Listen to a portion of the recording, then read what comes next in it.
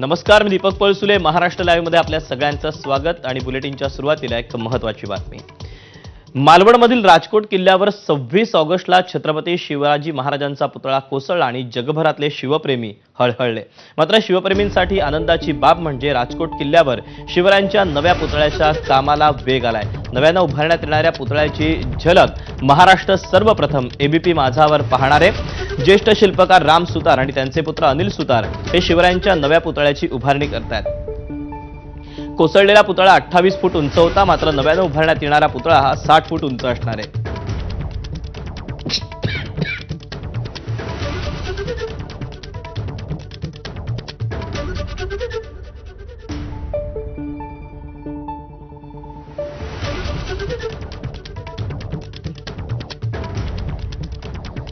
तसाच महाराजांचा शेला हा पुतळ्याचं खास वैशिष्ट्य आहे.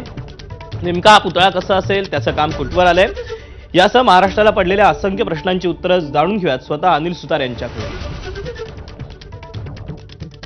राजकोटच्या किल्ल्यावर छत्रपती शिवाजी महाराजांचा पुतळा नव्यानं उभा केला जाणार आहे आणि त्याच्या कामाला देखील सुरुवात झाली आहे.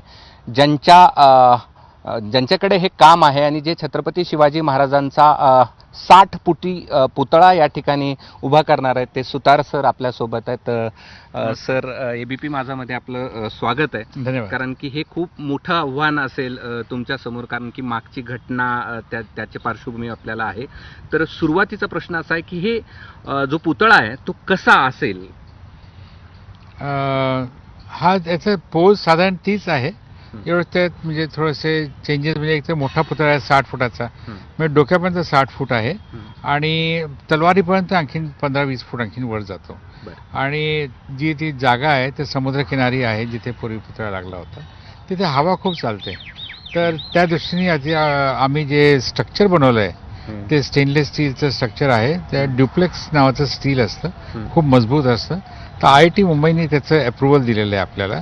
आणि ब्रॉन्झ जे आहे ते आपण C903 म्हणून असतं, ज्याच्यामध्ये 88% कॉपर असतं, 8% टिन असतं आणि 4% झिंक असतं. ते मेटल आपण वापरून हा पूर्ण पुतळा करणार आहे.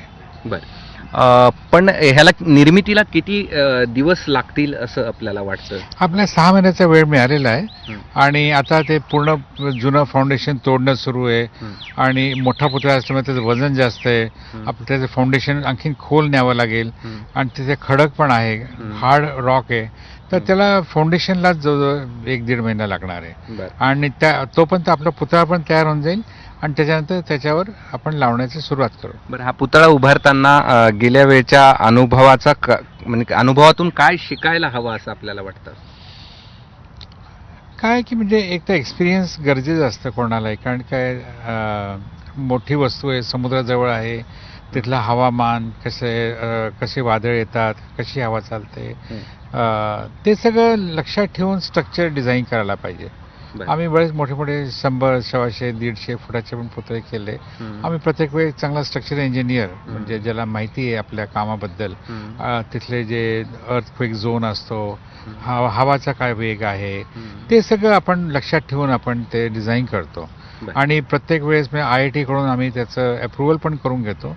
म्हणजे आपल्याला काही शंका असा, कारण आपण खूप टेक्निकल नसतो, पण काय मी एक आर्किटेक्ट पण असं आहे आणि इंजिनिअरिंगचं नॉलेज असल्यामुळे आणि स्ट्रक्चरल इंजिनियर्सबरोबर डील करता आम्हाला सवय असल्यामुळे आम्ही त्याला व्यवस्थित डिझाईन करू शकतो आणि त्याला पूर्ण बनवू पण शकतो. आपल्या खरं तर कुटुंबाला खूप मोठा अनुभव आहे. मग ते दिल्लीतलं श्रीकृष्णाचा स्टॅच्यू असेल किंवा सर्वात मोठा स्टॅच्यू भारतातला असेल, या सगळ्या अनुभवाचा कसा फायदा होईल?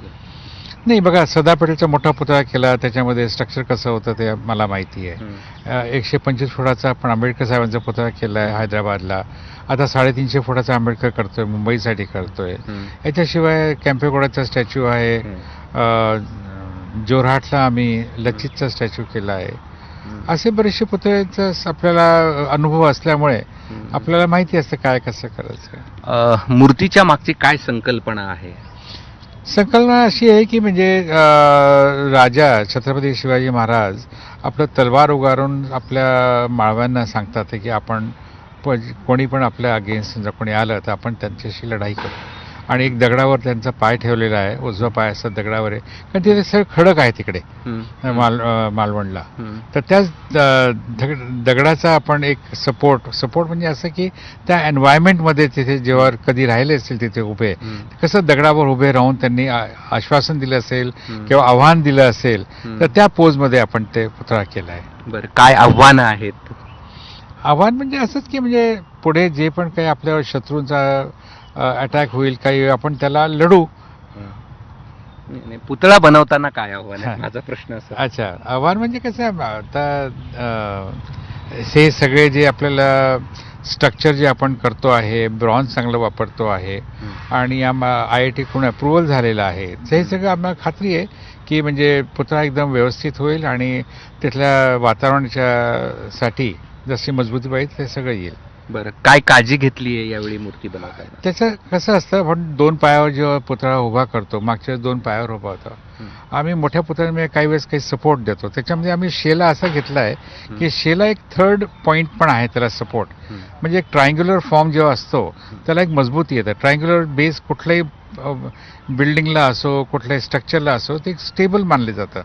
तर 2 पायांचा सपोर्ट आणि शेला तो जो खाली जमिनीला टेकलेला दाखवलेला आहे, हवेमध्ये उडतो पण आहे, टेकलेला पण आहे, तर हे 3 पॉईंटचा सपोर्ट आहे त्याच्यासाठी. तर त्याच्याने खास मूर्ती खूप चांगली म्हणजे साऊंड आणि त्याला मजबूती असणार आहे. या ऐतिहासिक वारशासाठी आणि ऐतिहासिक कामासाठी एबीपी माझाकडून आपल्याला खूप खूप शुभेच्छा आणि धन्यवाद. आपण एवढा वेळ एबीपी माझा सविस्तर बोलला त्याबद्दल.